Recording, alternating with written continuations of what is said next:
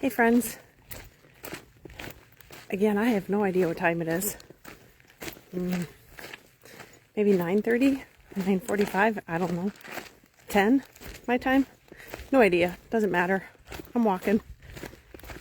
So I wanted to come on quickly and follow up that last video I did, and then I shared a post, a quick post from a pit stop I made.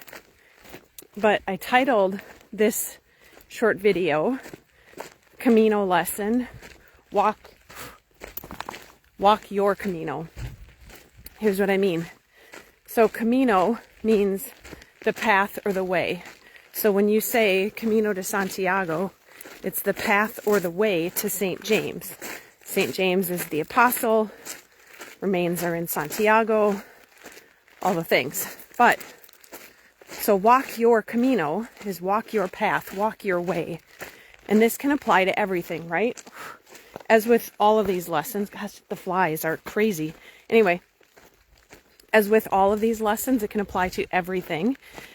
And why this came up, so the first video that I was speaking on this morning, I ended fairly abruptly because I came to a cross intersection and I didn't see the arrow right away. And so I didn't want to sit and search for it while I was on the video, yada, yada, yada. Normally, when you don't see an arrow, you just keep going straight, which is what it was. I just kept going straight and then eventually found another arrow. Sometimes it works that way. But what happened, because I stopped the video, is a couple behind me had caught up. Because whenever I'm on video, I'm always walking a little slower. And also, let's be honest, this couple that caught up to me, they're older than I am. Let's say mid to late 50s, maybe. Maybe they're 8 to 10 years older, I'm not sure. And they are much taller than I am. And their strides are much longer than mine. I can see their footprints and have been seeing their footprints for a while now. And for 3 of their steps, I need 5. And so they caught up to me shortly after my video ended with you. And it was lovely because it was the first time that I had the chance to visit with a couple pilgrims. And that was wonderful. This was their 3rd Camino. They'd done a couple other ones. This is their first time doing the Portuguese one. And they always do them with only carrying a fanny pack on their back. So they have their pack and everything sent forward so that they're not carrying their pack, which is also, you know, probably attributes to a faster pace. Bom dia. One second, there's a car going by. So they have their pack sent forward, which is an option. You can go through a service where it will send your pack forward. It does all of the bookings for you. It's obviously a higher cost, higher investment to do that. But that's what they do. And it works well for them. And no judgment here, right? Because who am I to say what they should or shouldn't do as a pilgrim, right? Just like I had people judging me that I'm not staying at hostels. Like, it gets to be my journey, right? It gets to be my path, which comes back to walk your path, walk your way, walk your Camino. In addition to that, what I realized is we spent maybe a half a mile walking together, and I picked up my pace in order to walk with them, while at the same time they slowed down their pace in order to stay with me for a short bit. And this was a unspoken, mutually agreed upon. And as we were talking, they admitted that their pace is usually around 3.5 to 3.7 miles an hour walking, which if I don't have my pack on, I will usually land around 3.1, maybe 3.2. With my pack on, I'm probably 2.7, 2.8 miles an hour. Total distance 5 miles. Total time 1 hour 51 minutes and 57 seconds. Split pace 23 minutes 23 seconds per mile. Well, there you go. So this one is around 23 miles a minute, 23 minutes a mile. And part of that is because I'm chatting. Normally I'll end up around 21 to 22, give or take. Anyway, so we visited. It was a lovely, let's say, half mile or so visit. Just chatting about all the things. They're from New Zealand. And they do the Caminos for sport. So they shared that they are long distance runners, which with their height and their long lean legs, I can see that being the case. I am not a long distance runner, nor am I tall, nor do I have long lean legs. So we visited for a few minutes. It was lovely. And then I said, please don't feel obligated to keep pace with me. And she's like, oh no, it's okay. We walk our own Camino. I'm like, okay, good. So they visited a few minutes more and then they basically moved on. And they picked up their pace and they were gone pretty quickly. For a while, I wanted to keep pace with them. I wasn't keeping full pace with them. Oh, you know what? This is cool. Let's turn this around quick. So I just landed in this town, Villanova. I don't know if you can see that up there. Villanova, however you say that. Da Barquina.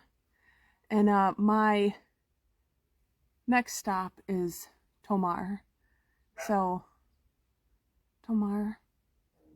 And then it goes on from there, right? So, this is pretty cool.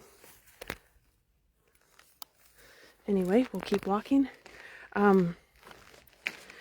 So in the beginning, I wanted to keep up with their pace because if I keep up with their pace, I get there a lot faster. It's, you know, a shorter day. I mean, you're still walking the same amount of miles, but it's a shorter day. And as I was doing that, obviously I wasn't keeping up their pace because I'm not walking a 3.7 mile. So there was a gap being built. And then I also noticed that there were things that, like, I stopped and I wanted to pet a horse. There was a horse that came right over to the fence, stuck his nose through the fence, and I stopped and I pet the horse. I don't know why I didn't take a picture, but I didn't. I was in the moment with the horse. So that was fun. So I noticed that I was also stopping for photos and enjoying the moment, because for me, the Camino isn't sport. And if it's sport for some, that's fine. Again, you get to choose, right? You get to choose. And also, what I want to say is this. Whatever your path is, whatever your way is, remain dedicated to it. And remain committed to that, because you picked that way. You picked that path for a reason. I picked this to be a spiritual journey on purpose.